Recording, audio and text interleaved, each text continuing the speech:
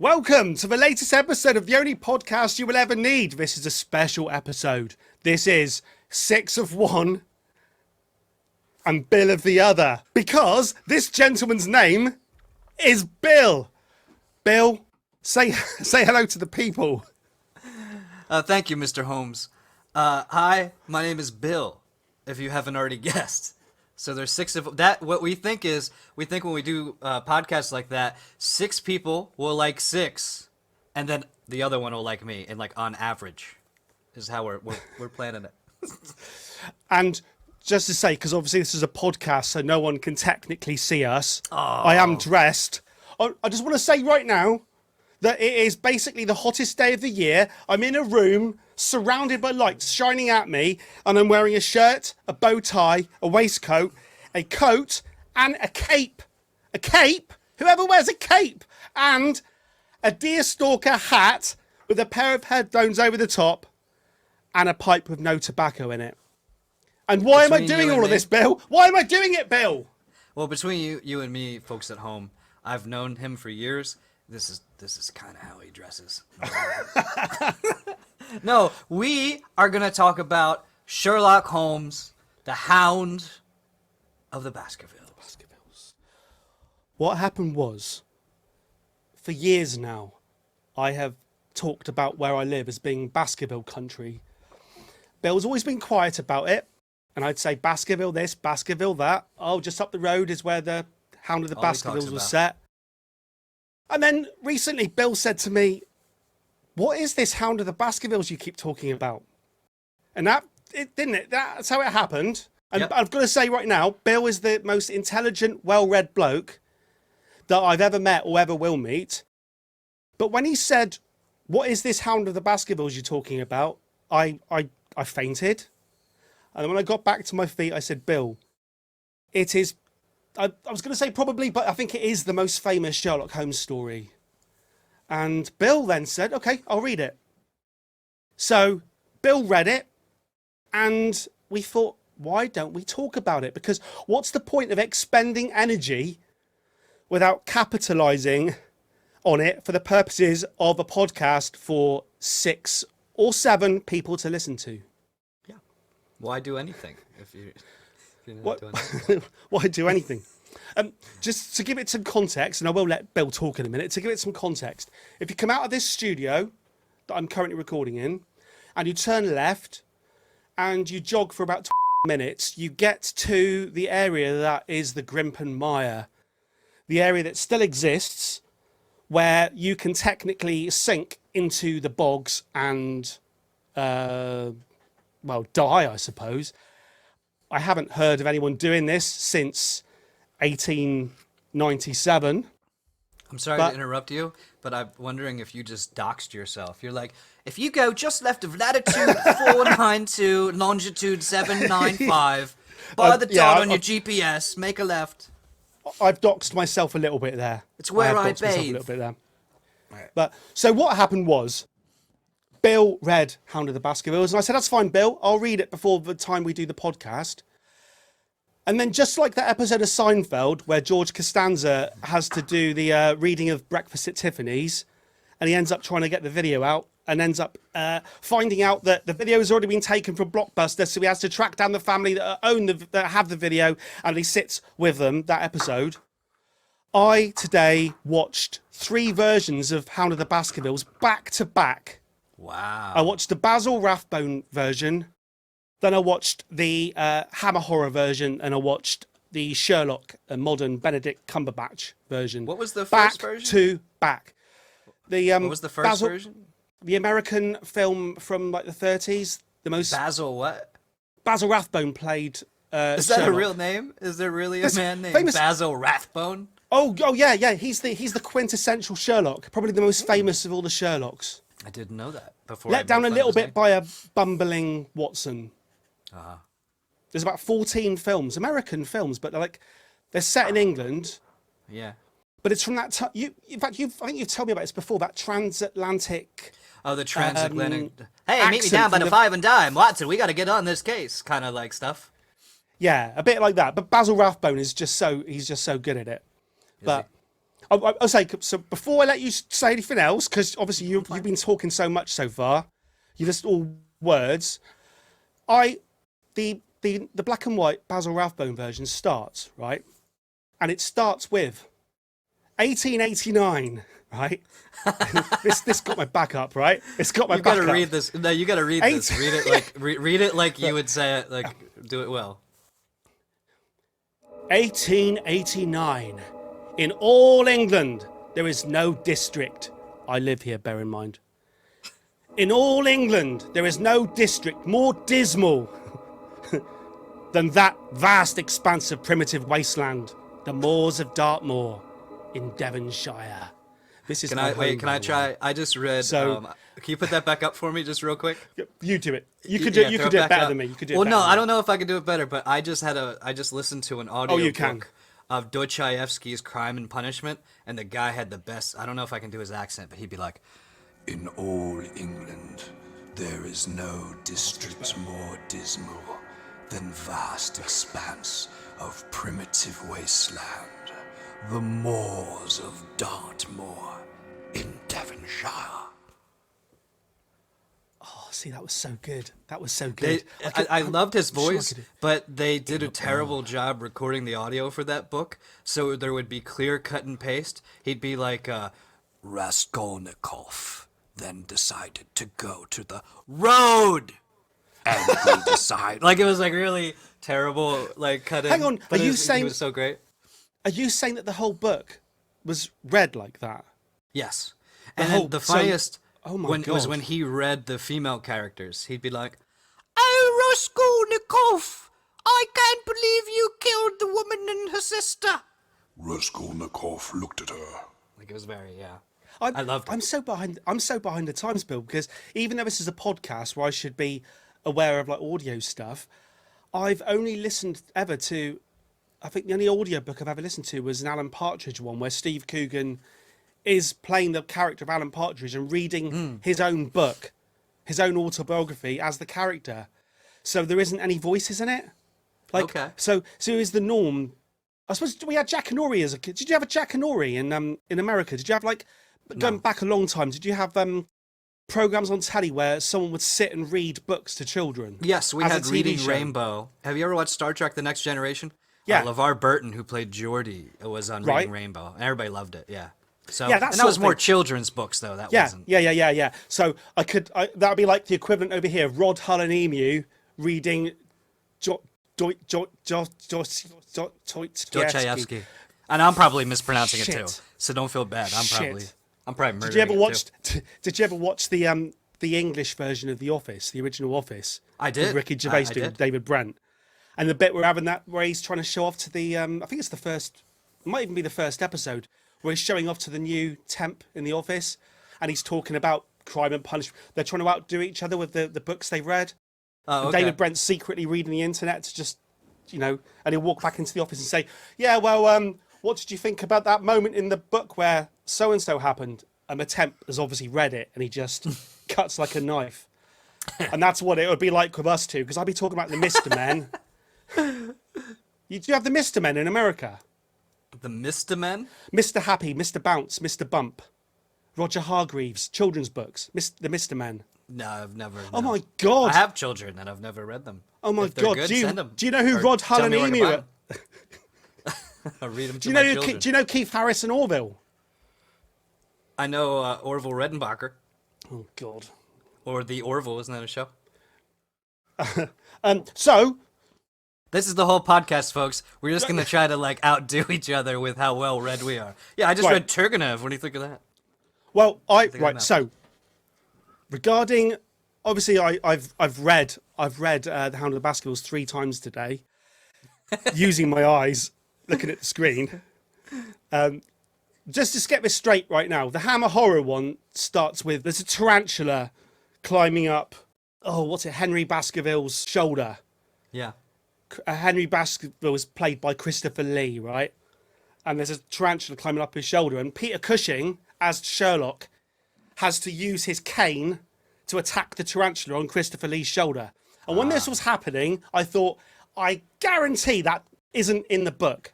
No, it is not. No, should we do a brief synopsis for Yes. the folks at home? Yes, because do the spoiler caveat, because it's Spoilers. why is it okay to spoil it?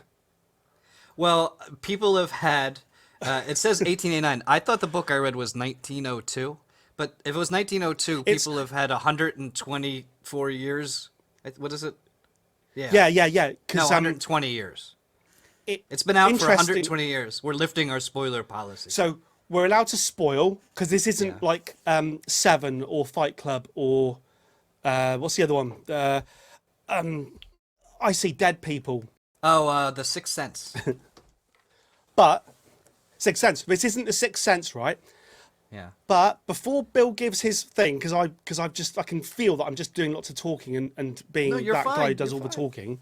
And in a minute, I like that right? you've done this for years, and I'm like, you're doing well. Don't worry, I've only done this once. No, but interestingly, right? What Bill just said is interesting because this novel is set in 1889, right? Because it's back in time. This was the comeback book for Sherlock Holmes because in the story before, Conan Doyle had killed. But that's the spoilers, 100-year spoilers, had killed Sherlock Holmes. So this book is set in the past. It's set before.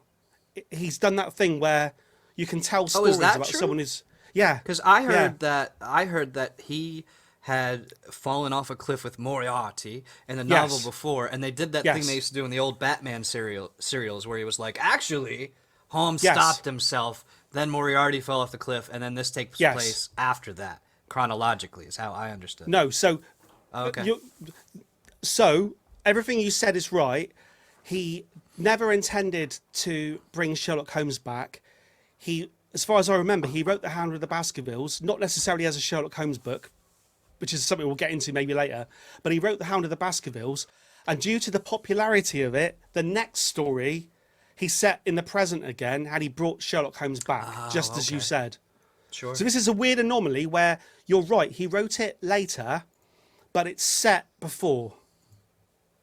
It's not an interesting. Was that interesting? I thought it was interesting.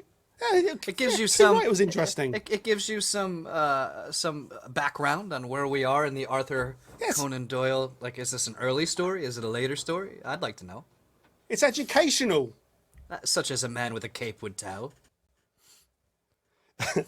Indubitably. Synopsis. A friend of his, who was a doctor, comes to Holmes and Watson, and he informs them of the death, and they informs them of the curse of the Baskervilles, which was way back in even older times, in the 1800s. One of Baskerville's relatives raped a high society lady, kept her locked up. She escaped. He made a deal with the devil that if he could catch her, that he would sell his soul to the devil.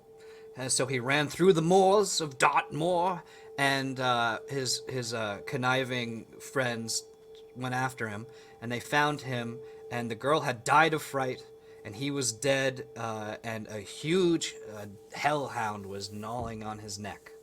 So they think it's just a legend, but he wants to have Holmes and Watson look to see who is involved with the death of now this present case, Baskerville. And then Baskerville's, I believe it's his nephew, is the only living heir. He's an error. That was the end of an error. And then Oh that no! in there. I've just laughed at an in joke. and then he gets the nephew to come from Canada, and he's going to inherit this huge mansion. And so Sherlock says, "Hey, I'd love to investigate this, but I got other stuff to do." Because I'm Sherlock Holmes. Watson, you go to Devon, and you investigate this. Write to me, tells me what happens. They go through a bunch of adventures. There's some false, what do they call it? Wag the dog, red herrings. Red herrings. Red herrings. There is, Wag the Dog's a story without that. Yeah. Okay. So Did that find have Robert De Niro in it in the film? yeah, Wag the Dog. They find there's a convict that the maid and the butler are a married couple at the Baskerville mansion, and her brother is an escaped convict who isn't involved in the Baskerville murders. That's sort of a false lead. There is someone that lives nearby, and his sister. His sister becomes a love interest for Mr. Baskerville as Watson is sort of going about exploring. Well, it turns out that what happened was it wasn't a brother and sister. It was, in fact, a distant Baskerville relation who was married to the woman and put her up to seducing Mr. Baskerville. And when they tried their plan, it was, in fact, a hellhound dog that they covered with phosphorus in order to chase after and murder. But the plan went awry because the escaped convict to escape tried to dress up like Henry Baskerville and was killed instead. And Holmes, turns out he was there the whole time watching from the distance. And they go on, and then the true killer tries to escape into the bogs of Devonshire. And unfortunately, because they had some kind of a system where he could escape and he could see where he was going, he passed away into oblivion, and all was saved, and everyone lived to be happily ever after. Hopefully that wasn't too awful, because I did it off the top of my head and I read it like 2 weeks ago. No, that's quite good, and quite different from all 3 different films I watched today. The general gist is the same. It's an interesting book in that it is the most famous Sherlock Holmes story that is kind of the lead part is Watson in it. Pretty much for a lot of the film, yeah. And the books don't, the films don't have the hound glowing with phosphorus. Oh, they don't? I guess that would be too much effects for, Yeah. for an early film. I think I heard that the latest Benedict Cumber flick. I watched that one today. It's called, okay, that had a version. It's called the Hounds. It's called the Hounds of Baskerville, and it's so. Do you think there was some director that's like, all right, before we only had one. Yeah. How about 10? Yeah, it's How like about 6 of one and then Bill of the other? Bill of the other. It's like what happened was the Basil Rathbone version in black and white was like Alien, and it was like James Cameron came along and said, let's do Hounds with an S. And we'll just have loads of them and people with machine guns just looking around going, ah! It's not... Explosions. What you lose, you definitely lose the cape in the Benedict Cumberbatch version. You lose the cape. See, and we talked about this a little bit before, as my son cries in the background. Don't worry, crying children are a natural... It was the thought of James Cameron directing... Can you hear Hound that? of the Baskervilles. Yeah. Let's do a timeout. Let's do a quick timeout. Are you sure? We'll leave the crying baby. So I was completely distracted. Yes, we were talking about Hollywood films. I had a point that my kid cried out. It doesn't matter because what's going to happen is we're going to get different versions that we never asked for of Avatar. And we're not going to get James Cameron directing The Hounds of Baskervilles. I would love that. The Hounds of the Baskervilles. Oh, we were talking about, I think, with the old movies, probably a little bit, but I think with the book, part of the charm of it for me is the fact that it takes place in the late 1800s. I think that it makes everything interesting because it's like, oh, they did this, and Holmes is busy smoking cigarettes and drinking coffee in the book. It's just a different time, and I think that atmosphere goes away when you give them a smartphone. And then you have to always come up with a reason why the smartphone doesn't work or the GPS doesn't, so they can't just solve it immediately with Google. Yeah, that's true. That's true. And in the Benedict Cumberbatch episode from Sherlock, it's all very, very technological. In fact, they do away with the idea of the Baskerville family completely. Baskerville becomes a research centre where they're creating giant hounds. Oh, this sounds terrible. Is that true? Do you know what? That's not right. That's not true. right. It is. It's a Baskerville Center where they really did that to the story. Yeah. I'm not watching this series. Yeah, right. But what I will say, right, is that I thought Sherlock was good when it started, right? And then by the very end of it, I'd had enough of the whole, it just got on my nerves. But rewatching an episode I remember not particularly liking, The Hounds of Baskerville, it was actually okay. And it led straight into the Rickenbacker. The Rickenbacker? The Rickenbacker Falls, where he dies. Okay, yeah, And yeah. and actually rewatching it, it's Moriarty and everything. I quite like those new Sherlocks up to a point. See, I'm no Up Moriarty, to a but point. I'm gonna tell you what my plan would be if I was pitted against the Yeah, go on. fictional Holmes. Go on, if tell me. if you were the real Sherlock Holmes and I had to come in and meet you, I would take dirt from 3 counties over and I'd put it on my shoe, and then I'd sleep for a full night's rest, but I'd wear the clothes from the night before, and I would put a pen in my pocket that said MD real big. And then I'd sit and I'd let him do his thing, where he's like, "Oh, I noticed your dirt from 3 counties over. So you must have been over by the dump, the county. And well, it seems like you haven't got much sleep from the look of your clothes being disheveled. And I can tell by your pen you're a doctor." And then I could sit there and go, "Oh, I'm very sorry, sir. I thought you were a detective. But clearly everything you've said is wrong." But that's always, and they kind of doubled down on that more in the shows than they do in the book, where everything everyone's done is completely logical. Like, your clothes are wet, so you went to a county that was raining. It couldn't be that you got your clothes out of the wash a little early. And in the book, there's actually a little part in the beginning where Holmes gets it wrong, where the guy goes, "No." And I'm wondering if the internet of back then was giving him crap for this sort of thing. And he's like, "Oh, I better have it, at least one thing he says be a little off."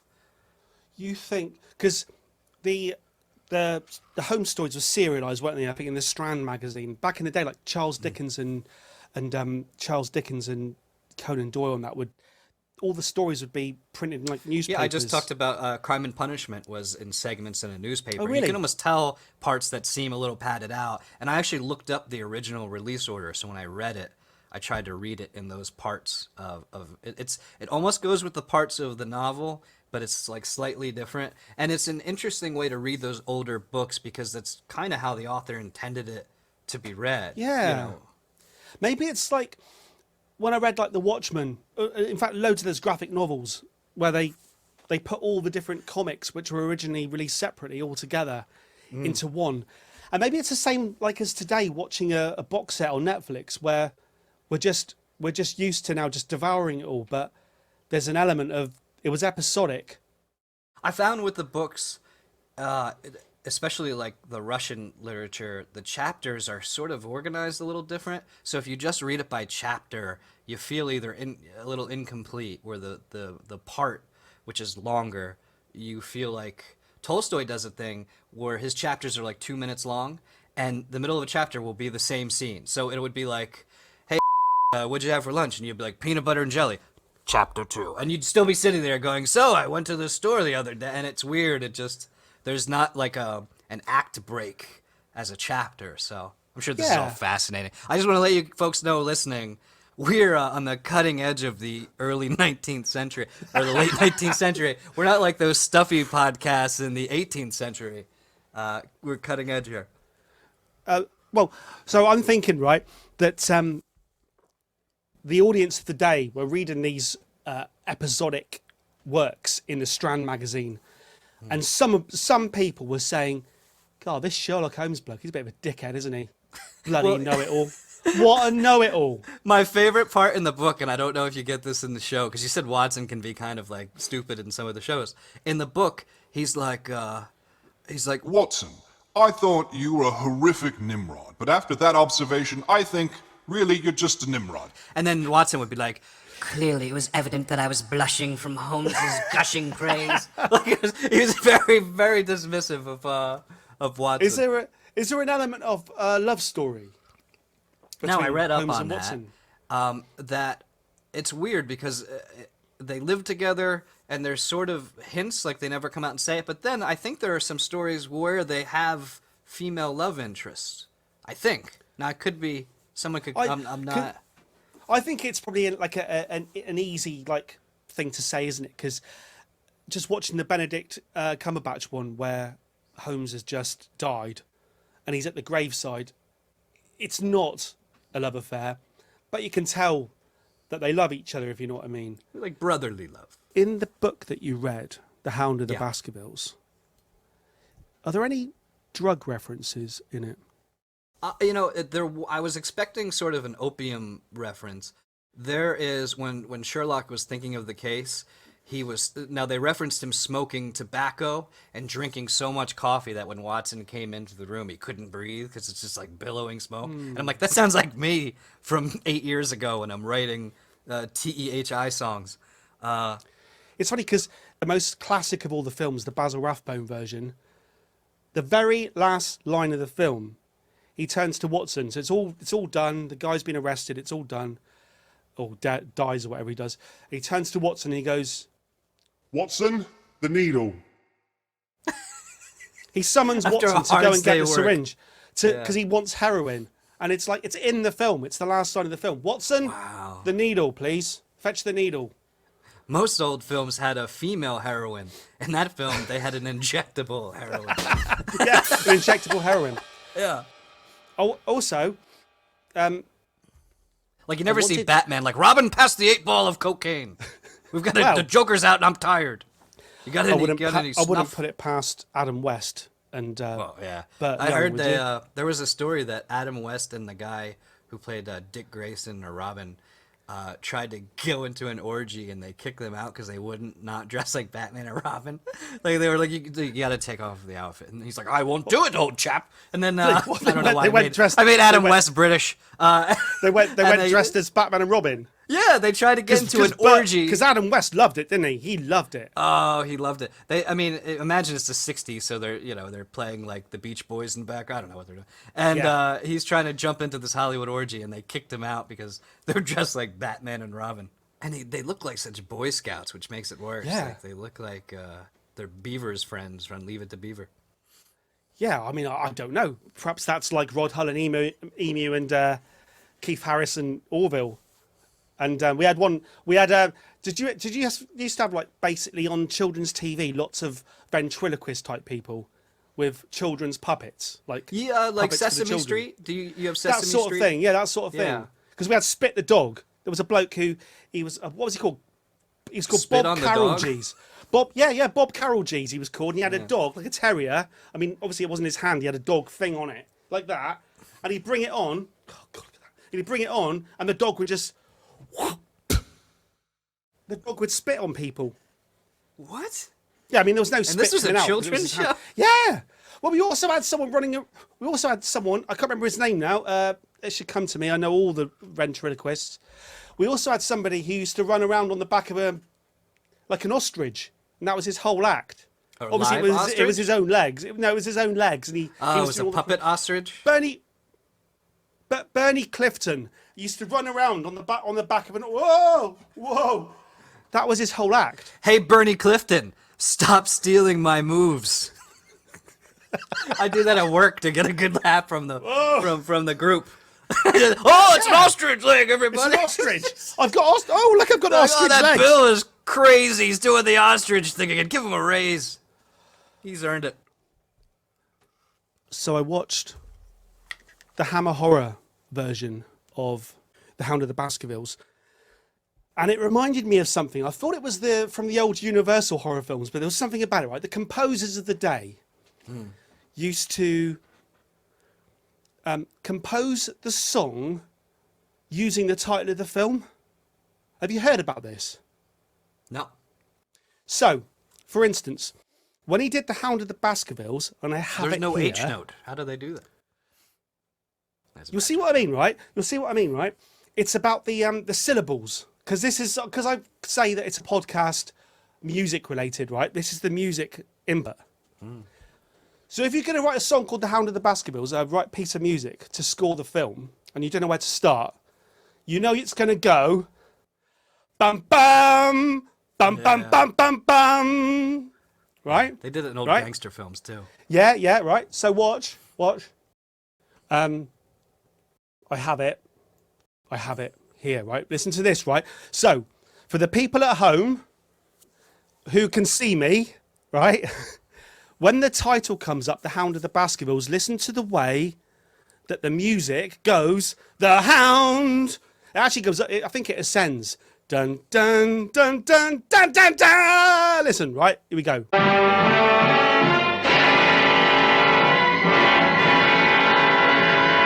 The Hound of the Baskervilles. Did you understand what I was trying to say there, Bill? Did you get it?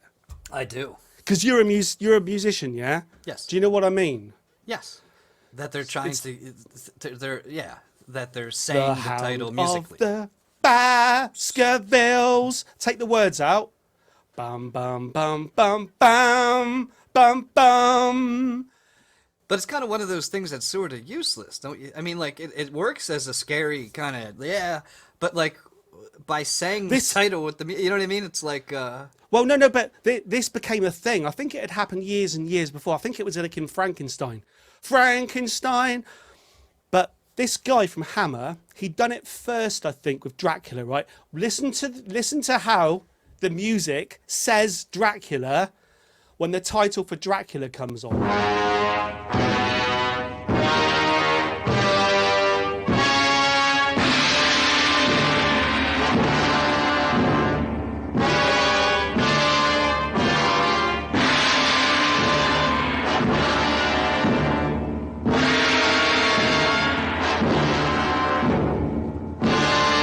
It actually goes Dracula.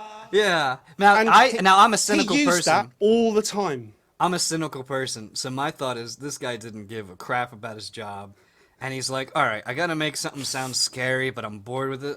You know what I'm gonna do? I'm literally gonna take the name of it for every film I do, and play it. Like, it's like, think about that. If that happened today, if Danny Elfman or what's the guy that does all the Christopher Nolan films, if Yeah, it was Hans just like Hans Zimmer. yeah. What was if it was just like The Dark Knight, you'd be like, this guy's late. Like, this is Are lazy. you sure they don't still do it though sometimes? If they do, it's a This is such a lazy good thing. trick. You You've know? said, what you've, but if I had to do a tune, which I might end up doing for the only podcast you'll ever need, it's going to go 6 of 1 and build on the other. dun dun dun dun dun dun dun dun. Right, and it'll be the only podcast you'll ever need. Dun dun dun dun dun dun dun dun. We'd be a hit in towns from 1940. I did it right on Here we on The go. Only Way Out Is Through, on the album. I did it somewhere on that one.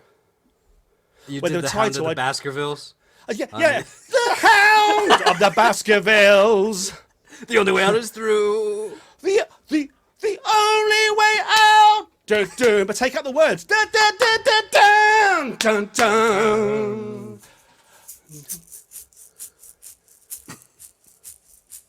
Dun, dun, dun, dun, dun. The only podcast you'll ever need. But can't you kind of say that with any melody? You could then just fit it into like. Well, The only podcast you'll ever need. See, they stole your podcast. That's where they got the music from it. that's the thing, right? So there's got to be an element of talent there still, because it's easy to say just use the syllables, but you've still got I to think do. it's I think there's talent, but I think there's laziness. I think it's a guy that knows what he's doing, but he was doesn't saying feel it's like a good actually thing. coming up with a melody that feels what he's actually feeling with I the was saying story. it's a good thing. You've taken Like- it and spun it. Oh, You've I'm made it a cynical. bad thing. This man is lazy. I'm telling you, or woman. I don't know. This is back in the day, so I assume it's a bloke. It But, was. It was. Hang on. Music composed. James music composed by Bernard. James Bernard. Lazy. They only hired him because it's a dog last name. It's Bernard, Saint Got it. Bernard. I never That's thought why about they that. hired him. James That's why they St. hired him. Bernard. Yeah, they're Holy like, oh no, the shit. perfect guy for the Hound of the Let's hire the guy with the dog last name. Yeah.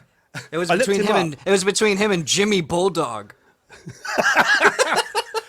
It was Peter Poodle or James St. Bernard. We went with St. Bernard because the poodle didn't sound particularly ferocious, Yeah. even if you put phosphorus on it. Yeah. Which is a good trick if you want to impress the kids at work or school, man. Just put some phosphorus on you. And they'll think you're a ghostly specter. Do you know much about phosphorus? I can't sounds say like- I'm an expert.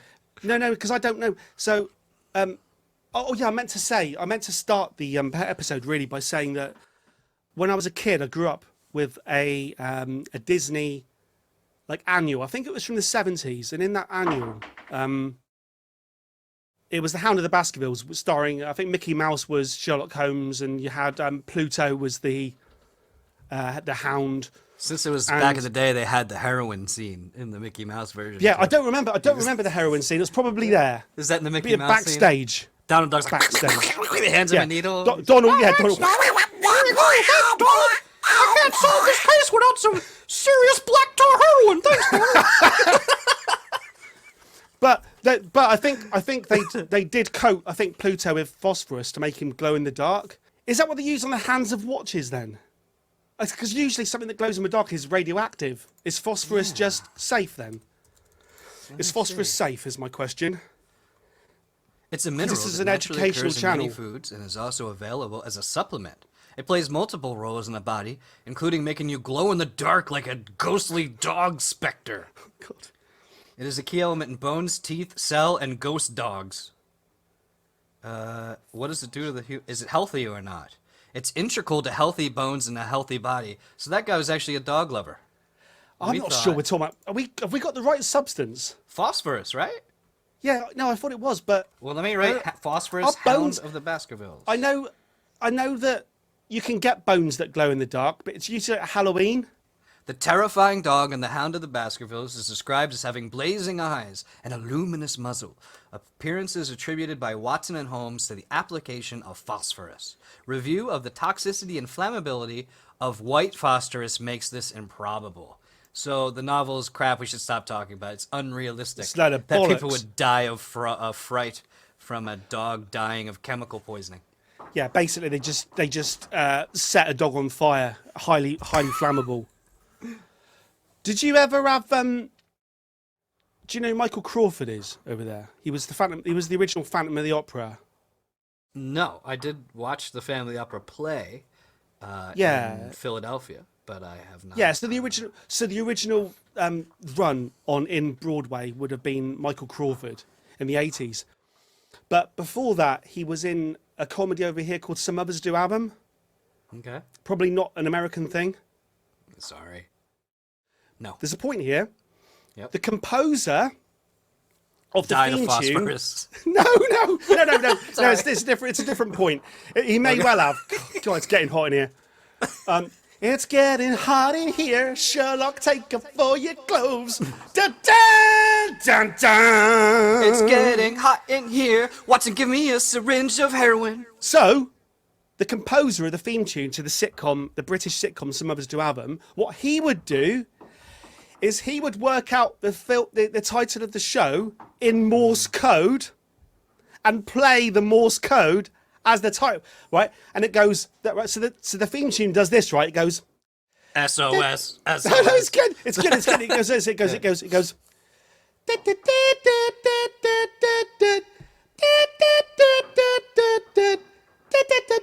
It does that, right? And it sounds like such a weird, intricate theme tune, but it's because it's the title in Morse code. These people are having a laugh at our expense, mate. Yeah. Aren't they? We never did that. Now, I think if you do that once, like he did that once, it can be creative. It can be, I couldn't come up with an idea. I thought of this thing just to get me in a weird headspace, and it worked out. But if you're doing that for every thing, I call creative bankruptcy. I learnt about the way that the composers for the old horror films, and I think it was Universal and not just Hammer, but the way that they would take the title and as so they're sitting over a blank piece of paper and someone comes in and says, "Here we got another one. It's called The Wolf Man versus the Invisible Man," and they sit there and they think, "Oh, my life is so shit. I'm reduced to this. I'm writing damn music for these films. What am I going to do?" Damn. Da da da da da da da da da da da, and people go, "Holy shit, that's good. Where did you get that from?" And they don't realise that they're just literally going da da da da. You're probably going to have to cut this out, but it reminds me of when you're a kid and they're like, if you ever just do A, B, C, D. They won't know. They'll be thrilled by it. They don't know that you're just doing the alphabet with your tongue. Shit, no one ever gave me that advice. So, if I'd have known that, I could now not be in a pink room wearing a Sherlock what I Holmes just told outfit. you is what made me the legendary Lothario I am today. That's staying in. No, that's staying in now. That's staying in now. This is where I'm sitting here on the hottest day of the year wearing a coat and a cape. And I've just found out advice that if I'd have known it, mate. I wanted to ask you. I thought I really liked this book, and Oh, yeah, the it book. It sort of brought me back to me and you both like true crime a lot. We like watching Yes. when they're interviewing the suspects and when they're going over the Yes. crimes. And this, to me, if you were alive in the late 1800s, early 1900s, would probably be some of the closest you could get to true crime, where it's obviously fictional, but it's here a crime has occurred, Yeah. and they slowly walk you through people lying and trying to get out of doing it until in the end, the difference with the books is you always find out what happened. But I think this is sort of a precursor to true crime. And part of why I like the atmosphere of the late 1800s, it's a darker, Yeah. sort of more mysterious place because everybody doesn't know everybody else, and it makes for more surprising twists and turns. And I really like that aspect of it, and I wanted to hear if you got that vibe from the movies that you watched, besides the Benedict Cumberbatch. Well, I think I have read the book, but I think it's just so long ago that I just can't remember. Certainly, I've watched the black and white Basil Rathbone film so many times in my life. I love it. I do the atmosphere. I just love the atmosphere of all those old horror films. I think The Invisible Man's my favourite, but Yeah. the Universal films, the James Whale ones like the Frankenstein and Bride of Frankenstein, and this, the overall atmosphere of this book. I'm just wiping the sweat that's constantly dripping down. I'm wearing a hat on the hottest day of the year and a pair of headphones. I can't keep. But We'll do a there's an shirtless atmosphere- character next time. yeah, because funny You could enough, be like, oh. funny enough, the next book we're going to read is Tarzan, Lord of the Apes. Loincloth. I'll still be sweating. I'll be sitting there in a loincloth sweating. The atmosphere of this book is so it is the area. It's Dartmoor, right? Yeah. It's dripping in it, and the fact they use Dartmoor prison now in the film, they use the fact that a convict escapes from Dartmoor prison, Mm-hmm. and to this They did in the day, book too. it's a bleak place. It's not that far from here. As opposed even to the on- cheery prisons. Well, it's I know. it's a particularly bleak prison, right? And this is a fact that's going to sound like a lie, but it's a fact. It's got its own ecosystem, weather-wise, right? Even on the hottest day of the year, if you drive to Dartmoor prison, around the prison, it's always fog, rain, and thunder and lightning. And That's I'm not pretty cool. joking. Yeah. It's really, really weird, right? And it's located in such a place that might be a bit different today, but certainly in the olden days, if someone escaped from Dartmoor prison, no one even bothered going out to look for them. All they would do is wait till the next morning, and the prisoner would be banging on the gates wanting to come back in, because it's set in. Yeah, no, this is true. It's set in such a bleak area. It's in the middle of nowhere, and back then, especially in 1889. 1899. Bam, bam, bam, bam, bam. 1899. It was surrounded by, you've got the mire, the bogs, and the bleakness and the exposure, like just exposed to the elements. And I think I like the atmosphere that the book gives, and this little thing at the beginning here. In all England, there is no district more dismal than the vast expanse of primitive wasteland, the moors of Dartmoor in Devonshire. Did it say that when you bought your home? Like on the real estate listing? Is that the The- opening paragraph? This lovely 2-bedroom rancher on the mysterious hills of deadly Dismal. Dartmoor. Yeah. The dismal, the most dismal, hang on. Oh my God, listen to that again, Bill. Listen to that again. In all England, right? Wow. Did you hear that? In all England, right? In all England, there is no district more dismal. And that's what I'm trying to say about like, the prison. They built the prison there for a reason. And I like a part of the story, certainly in the film version I was watching today. I think both the Hammer and the American version. The prisoner gets killed, and Sherlock believes it's, in the Hammer one certainly, Sherlock for a while believes it's Henry Baskerville. They do that in the book too. Because he's dressed like him. Yes. But that's the reason he gets killed. Yes. Because he smells like him. Yeah. So there's a lot in this book that rides on smell. If he had used, what I'm saying is, right, if he had switched after, if he had got Henry Baskerville, Yeah. Henry Baskerville comes over from Canada, right, loses a shoe, and then loses another shoe, and if at that point he thinks, sod this, I'm going to put on some Brute 33, Old Spice, or some Calvin Klein or whatever, and he sprays a different aftershave on, the Hound is not going to have a clue. He could walk right past the Hound, because the Hound's looking for the smell from the shoe. Yeah, but if he put a pork chop in his pocket, him and the Hound could have been best friends. Yeah, that's true. I never thought about that. So What I thought was funny is in the beginning about the Baskerville is when the old man dies. The guy's like, "There's a horrible curse of the Baskervilles," and they're like, "Well, who's the cursed guy?"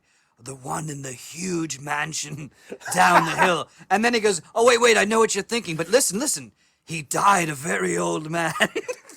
Cursed! The curse of the Baskervilles. I never. Do you know what? I've watched these films hundreds of times, and I've never once thought that the bloke who dies at the beginning was an old.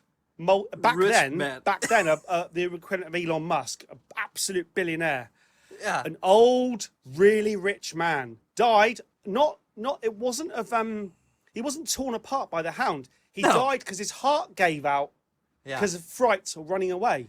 Now, I'm no doctor, right? I don't have a medical degree, so I don't want to be giving advice out over the internet. But how many, like, I understand that there are people that probably have died of fright, but do you bank on that as a murderer? Like, do you go, okay, No. I could drown him? No. I could strangle him? I could throw him off a cliff? I know! I'll scare him to death. That'll likely happen every time. That's true. That's true. Do you think that maybe it was the case that he was running away from the Hound and he died, and that was that? If he hadn't have died, That the Hound would the get him? Hound would have got him, and then the story would have been he was ripped apart by a Hound. It's hard, but for dogs, I know they'll attack you, but will they kill you? Like, can you bank on them killing you every time? Isn't right. So in the films, he keeps the dog underground in like a mine. They do And sort he of starves do that in it. the books. Eh? Yeah, you're right. Yeah, he You're right, starves they it, do and so sort of it's a starved, it's a nasty, unhappy dog. Anyway, You were talking about the convict dying from the dog. There's a funny aside that kind of dates it in the book where Holmes is talking to the maid and the butler who are related to the convict who I think murdered people and everything. And they're like, that's my brother. So Baskerville and Holmes run after the guy immediately, and then they lose him and they can't find him. And they see Holmes in the distance, but they don't know it's Holmes at this point. So they lose him, and the sister begs Watson. She goes, please, he's my brother. And look, he's going to South America in 2 days, right? And Watson goes, Well, I guess it's not on the taxpayer's dime, then fine. like, so in other words, this murderer is just roaming the streets of South America. And Watson's like, well, it ain't England, so that's fine. wow.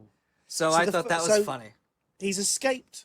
He's an escaped convict, but because he was going to go to South America, And it was he either leaving Africa town. or South America. I can't remember. But yeah. This is and like, then Watson's... It's like the Great Train Robbery, a little bit, Yeah. isn't it? With Ronnie Yeah. Biggs and that. He went to South America for a long time, didn't he? Or something. Yeah, like that. and I guess it's fine if you kill people there. Because Watson's just like, oh, the taxpayer won't have to pay for it, so go ahead and commit murder and debauchery on children in South America. Who cares? I thought that was a funny little... Dracula! I think, you see, it's funny. I think more of Tim Burton Batman, like when he would go on the roof and he'd just do this. I'm Batman. Oh, and I thought it was funny, Baskerville in the book, I don't know how he is in the movie, but this is a very English approach to him. He's very courageous and yet dumb. So it's a hilarious way to write him because you can look up to him and look down on him at the same time. So it's like, oh, that idiot's very brave. Go to the five and dime. You know, I'm gonna go have a hot dog and talk about Joe DiMaggio, and then we're gonna go catch this creep. You know, it's like, oh, he's very dashing and courageous, but a bit stupid. Kind of like me. No. Yeah, he is a bit. The problem with the Hammer horror film version of it is that Baskerville looks very, very much like Christopher Lee. Yeah, it's a good double act though. If you've never seen it, it's a good double. If you're not used to the double act of Peter Cushing and Christopher Lee, Well, and from Christopher Dracula Lee, I and think- Frankenstein. Wasn't he in what is the British Secret Service? MI6 or Oh, I don't know. Was he? He was, and I think when they did Lord of the Rings, he would lecture Peter Jackson on how it sounds when you stab someone, because he had done it in real life. Oh. Do you remember at the very end, because he lived into his 90s, didn't he, Christopher Lee? Yeah. Do you remember at the very end he was singing for a heavy metal band? Do you remember that? In I his didn't 90s. see that. Yeah. I pretty think sure. it's just a I might have shame just that made that up. they made him a Star Wars character and named him after poop.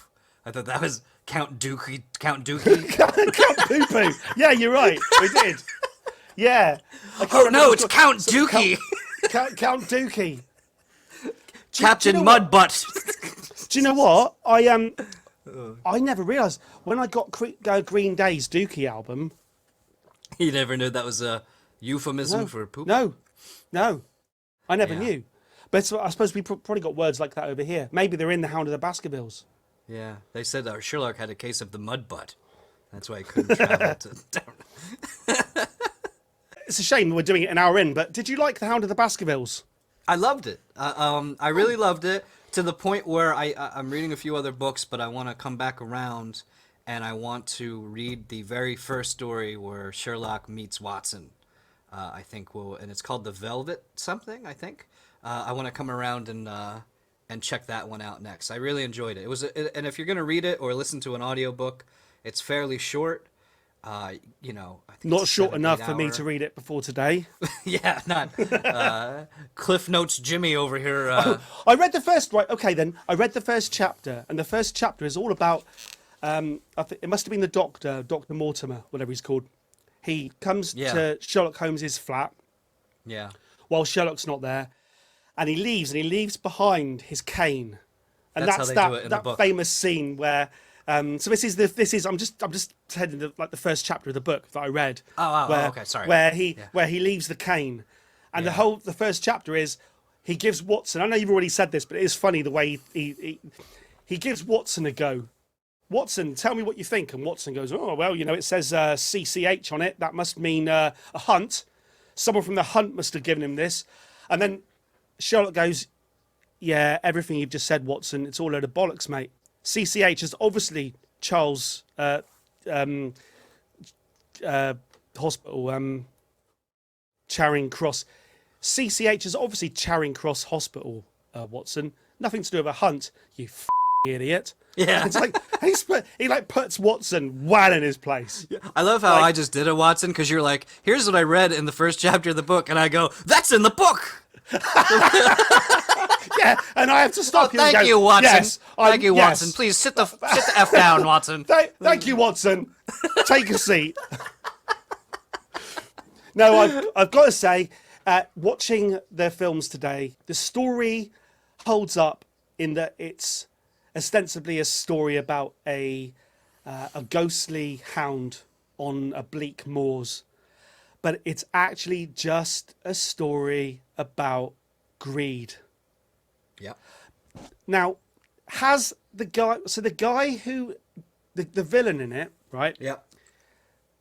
He is an heir, and there's a painting in the films. There's a painting on the wall. Yes, that of one of the sees ancestors that looks like him. Yeah. So let's get this right now. So he is an heir. He's got some sort of legitimacy to this thing, has he? Or is Yes. it that Henry Baskerville is the next heir? Yeah. So He's Henry older. is the Shouldn't one. he have it?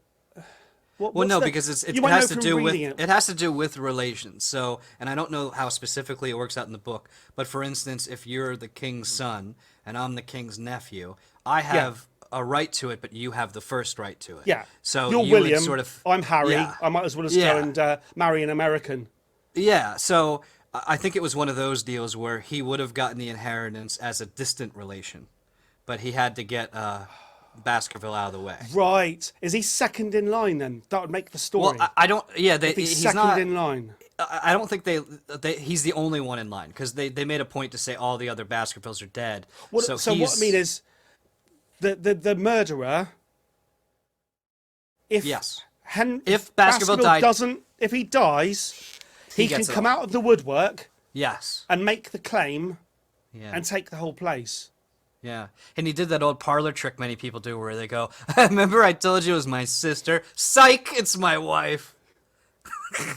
Yeah. Everybody goes, "Oh, that guy, that crazy Baskerville, lied about his name and said his wife was his sister. That's one for you, Baskerville."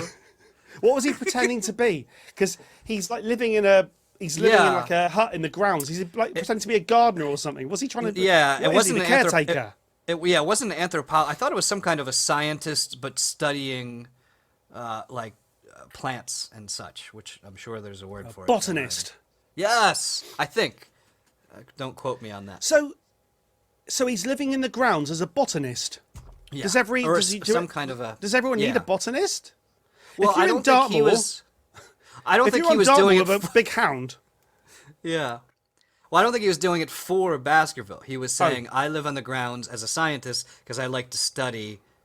Now, I could be I'll feel bad if I'm. it doesn't look like much of a scientist in the film. He looks like a bit of a thug, and he Well, treats it's a- the girl terribly in the film. I'm not sure. Well, if that's they, like. I'm not sure Well, if they do make- did it in the book. They did where the girl sort of develops a sort of hits on and develops a relationship with Baskerville, and then Yeah. he finds out about it and gives him the business. He yells Yeah. at him, and then the next day he comes around and apologizes to Mr. Baskerville. Said he's just lonely and his sister is all he has, and that's why he became so defensive. So really, it is really at its heart, it's a film, it's a book about a sisterly, incestuous wife/sister love, with a hound covered in the stuff that makes watch hands light up. Hashtag bestiality, Hashtag bestiality. I think but on not that sexually. note, But not sexually. not sexually, not But not hashtag. sexually. I might put the hashtag on the video version of this. Hashtag bestiality. Hashtag not sexually. Not sexually, bestiality. All right, I'll give you my fun fact history of the day, which I actually heard from Hardcore History, which sounds like some kind of pornography involving the Romans, but it's really a very good podcast about history. And it has to do with the term laconic. And I think I'm pronouncing that right, but laconic comes from the continent of Laconia, which is where the Spartans lived. And the Spartans, this is... Sorry, right. My battery just ran out. I think we'll call that a day. I'll tell you what. I'll tell you what. Darkness. Let's just we'll take that as a call from God. All right. End it. Yeah. And people, I'll leave this in because people are really going to want to know the end of that little anecdote. Oh, so I'm supposed to still do it to darkness? No, you're all right. You can. I was going to say wait till the next episode. Yeah, I'll wait till the next episode. Yeah, we'll wait till the next episode. So everybody, we'll find out in the next episode what laconic means. In the business, we call that a cliffhanger. Exactly. You got to play the music on this. Dun, dun, boom.